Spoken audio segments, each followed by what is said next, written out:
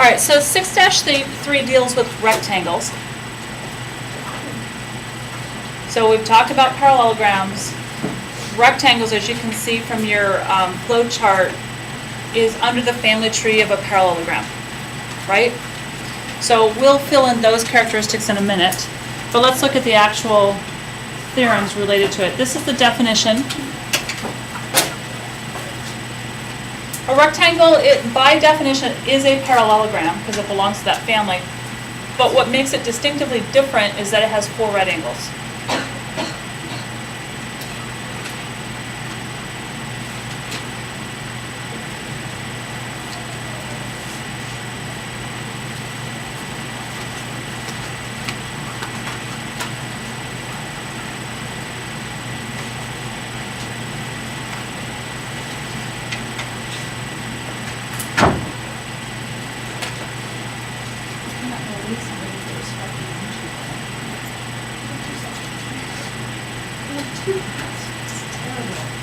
Sacrilegious or something. All right, so that's the definition. Then let's look at its special characteristics. Theorem 6-9 says if a parallelogram is a rectangle, then its diagonals are congruent. This is different from a parallelogram. Because it's a parallelogram, its diagonals bisect each other just like a parallelogram, but now they're also congruent. Do you see how you can get these messed up if you haven't memorized your parallelogram characteristics?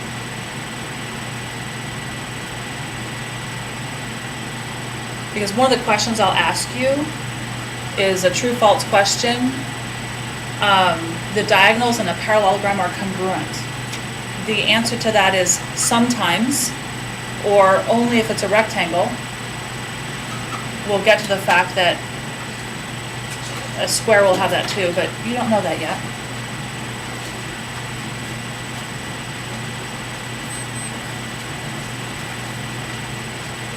Tony, is that your watch going off all the time? Can you please reset it so it does not go off during math class?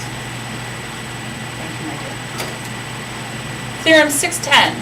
If the diagonals of a parallelogram are congruent, then the parallel, does that say the same thing as 6-9 or is it something different? Same or different? It says the same thing. So what are they to each other?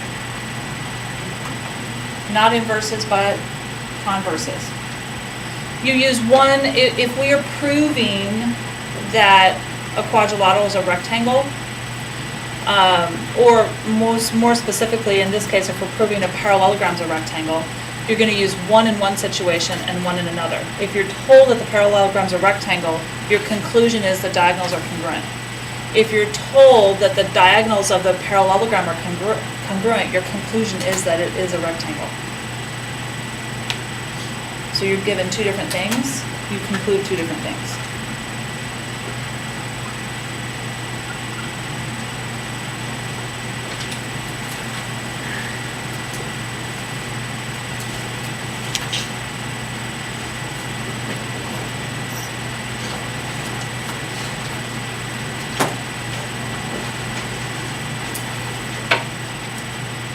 So it's really all that's different about a parallelogram from a rectangle.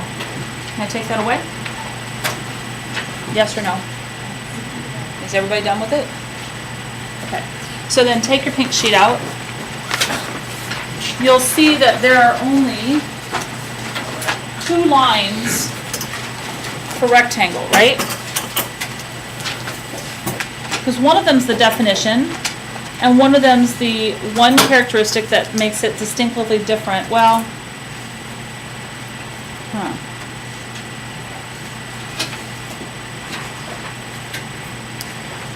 So here's my rectangle. I'm going to do this one in purple. So what's the definition of the rectangle? Yeah. So it has 4 right angles. Because it's in the tree diagram, in a family tree diagram format, I did not write it's a parallelogram with 4 right angles. Because it's under a parallelogram, that should be a given. But if I ask you to write the definition of a parallelogram, you better include the fact that it is a parallelogram with 4 right angles. And then what was the other thing that you learned? It's got 4 right angles. What else? The diagonals are congruent, right? So now, the rectangle actually has more than 2 characteristics. It actually has 8. Because technically this is number 7 and this is number 8. It has all of these from the parallelogram. Its opposite sides are parallel, or both pairs of them. Both pairs of opposite sides are congruent. The diagonals bisect each other, and the diagonals are now congruent. Opposite angles are congruent because they're all 90 degrees, right? Consecutive angles are supplementary, again, because they're 90 degrees. And then this one still comes into play, right here, that one pair of opposite sides is both parallel and congruent. And on parallelogram, both of those are the same. But to prove that you have a rectangle, you can't just prove these. So if I ask you to prove that you have a rectangle, you can't prove any of these 6. Why? You might have to do this in conjunction with something, but if you prove just one of these 6, what have you proven that that quadrilateral is? It's a parallelogram. If you want to prove that it's distinctly different than a parallelogram, in other words, a rectangle, you have to prove that you have 4 right angles. How do you do that in a coordinate grid system? How do you know you have right angles in a coordinate grid system? What about slopes? Well, if you look at slopes, and opposite slopes should be the same, right? But that just tells you it's parallelogram. How do you know you have right angles for slope? But it has to be consecutive sides, right? So you'd have to show that consecutive side slopes are perpendicular, and you'd have to show that all 4 pairs of consecutive side slopes are perpendicular. And that would be easy enough, just to find the slope of all 4 sides. And then, or, the other thing you could do is prove that the diagonals are congruent. But what does that dictate that you do in the coordinate grid? The distance formula. But in this case, you'd only have to do it twice. You don't have to prove that the diagonals bisect each other, because if you did that, it'd be a parallelogram. All you have to do is prove that the diagonals are congruent, and you've got a rectangle. So I would avoid the distance formula like the plague, so I would be proving number 7 here rather than number 8. All right, so let's look at some examples. So I'm going to pull up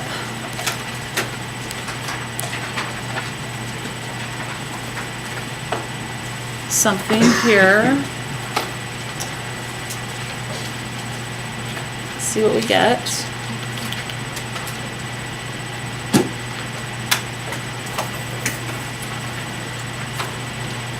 All right, so here's a couple of problems that we're going to do. We're going to do 3 of these. I'm going to do 1 of each of the types that are up here. So draw this picture, and then we're going to do number 1.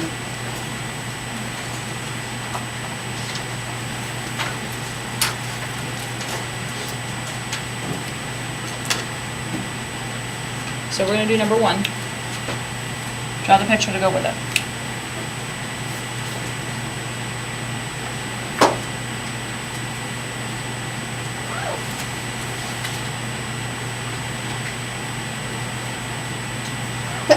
Bless you. All right, so I'm going to actually write on my picture. Question. I can't hear you. No, I cannot zoom it in. You'll have to move your seat. Get better glasses. Really. All right, I wish I could zoom it in, but I can't because it's on the computer. All right, so VW, which is part of the diagonal, is 2x plus y. So like there's one right there, Melissa. And then WS is 36. RS is x minus y. And VT is 9. Now, in the directions, the key thing that they told you is that it is a rectangle. So because it's a rectangle, it holds all of the qualities and characteristics of a parallelogram as well as those of a rectangle. So, what can I do? What equations can I set up?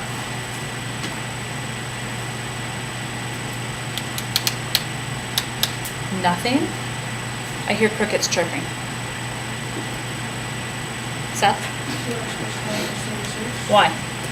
Because of one of the ones from the parallelogram that the diagonals bisect. Yeah, if it's a rectangle, the diagonals also bisect each other just like they do in a parallelogram. So there's one equation. It has two unknowns. So what does that tell you we're most likely going to have to solve with? A system.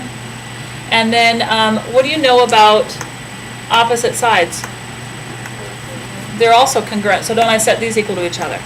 So I'm going to write the other equation as x minus y equals 9. So there's my system. Can I add it just the way it is? Or do I have to multiply to eliminate? If I add it right now, will I eliminate anything? Yeah, what goes away? The y's. So I don't have to multiply by anything to eliminate. If I add those two together, the y's cancel out, and I get 2x plus x is 3x. And then 36 plus 9 is 45. Then divide by 3, what does x equal? 15. Is that a reasonable answer for x? Yeah. And then we have to find y. You want to plug it in the first one or the second one? I'd plug it in the second one. So 15 minus y is equal to 9.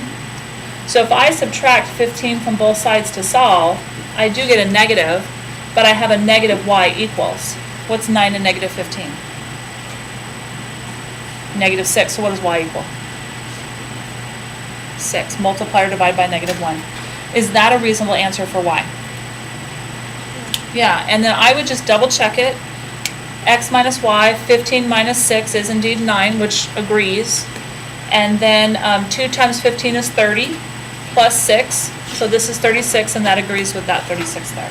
So it checks.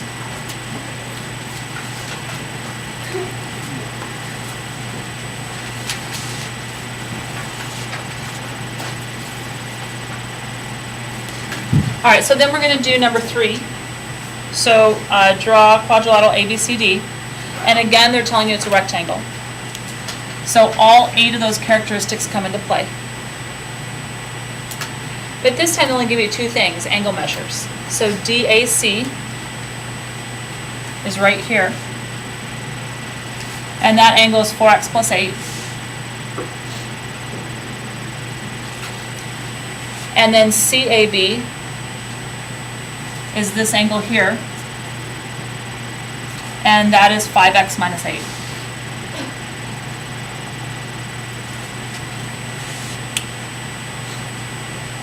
You need to write in your pictures. That means your brain has less work it has to do if it's seeing it rather than have to think about seeing it. Okay? Yes.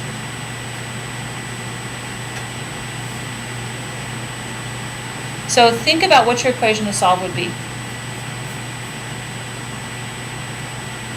Do you have the equation?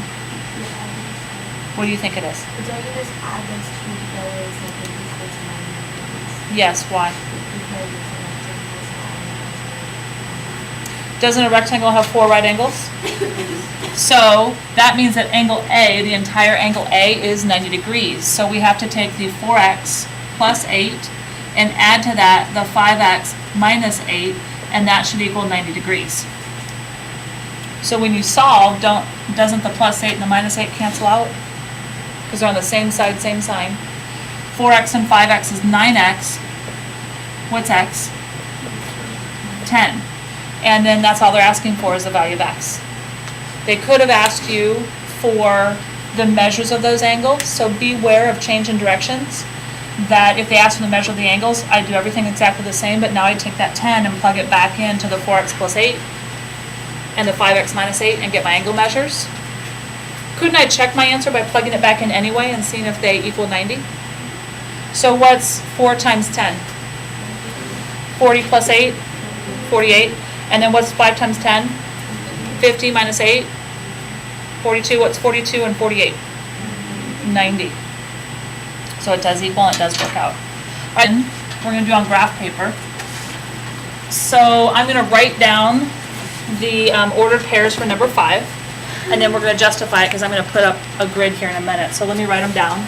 So we've got A is 10, 4, and B is 10, 8, and C is negative 4, 8, and D is negative 4, 4. So I'm going to take that down and bring up my grid. Grab this.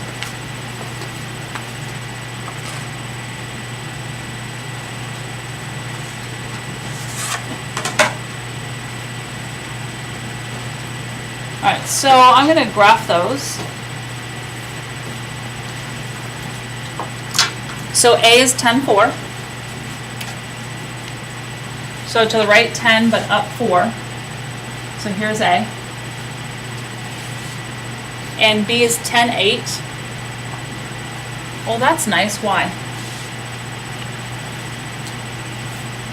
Why is that nice? It's a nice vertical line, easy to find a distance on, isn't it? And then C is negative 4, positive 8.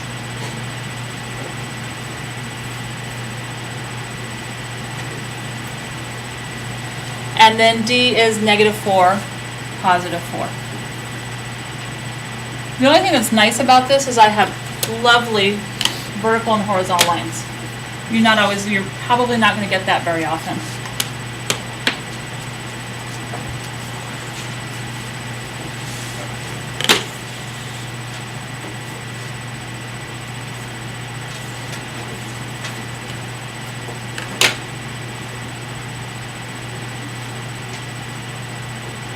Oops, I'm office mode.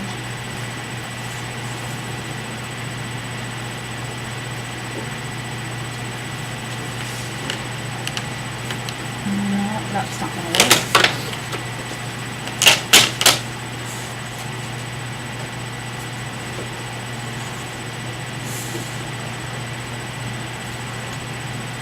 Okay. So here's B. So because I have perfectly vertical and horizontal lines, and now it's a little hard to see, I easily could use a distance formula, couldn't I? But is the distance formula, if I use the distance formula, is that really going to be what I want to do? If I want to prove that it's a rectangle, what do I have to prove? I can only prove one of two things. If I find that the opposite sides are congruent, what have I proven? That's a parallelogram. So I probably need to do that anyway. However, if I've got 4 right angles, aren't they going to have to make a rectangle no matter what the length of the sides are? Wouldn't you agree? So here's what I would propose that you do. Find slope. What's the slope of this line? What's the slope of a vertical line? What is it really loud? Even louder. Boy, you guys are unawake this morning. So undefined. What's the slope of a horizontal line? 0. So that means this one's 0. And then this one is also undefined, right? Well, you're like, great, that proves that opposite sides are parallel, true? However, if you've got perfectly vertical and horizontal lines, this is the one situation where you actually have perpendicular slopes, and I don't have to prove that they're opposites and reciprocals. So here's what I would write. Since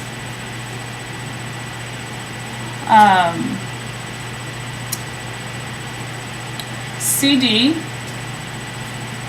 and CB and then CB and BA, BA, and oops, AD.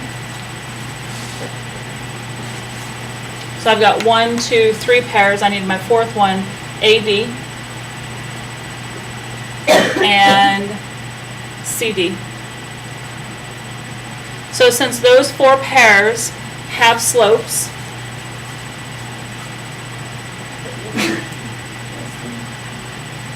that are 0, and undefined. The 4 pairs of consecutive sides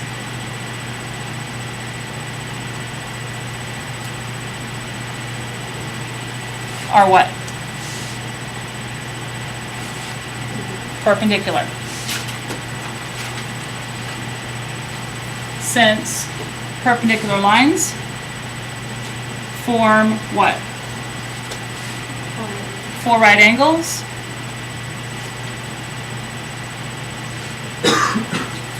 There are 4 right angles in the quadrilateral.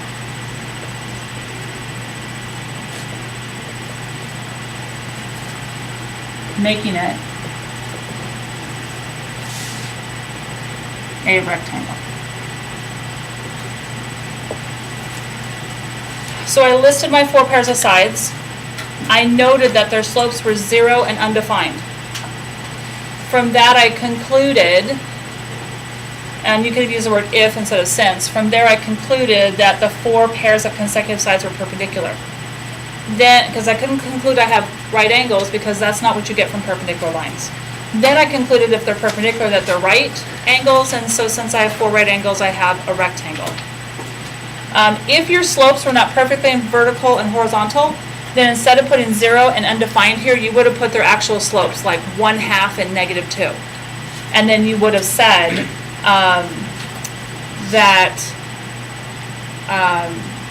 well, it depends on how you want to say it. You could say since the slopes give you a product of -1, they're perpendicular, or since the slopes are opposite signs and reciprocals, then they're perpendicular. So you could have said something to that nature in there.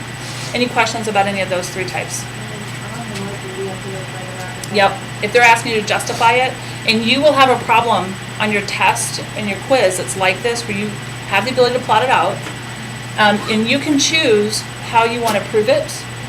Like I could have taken the diagonals, and I could have found the diagonals using the distance formula and proven that they're congruent, and then therefore it's a rectangle. So I could have done that too, but you have to write it out in like a small paragraph proof form. That's what it says, like, explain. Right, right. So any other questions on that?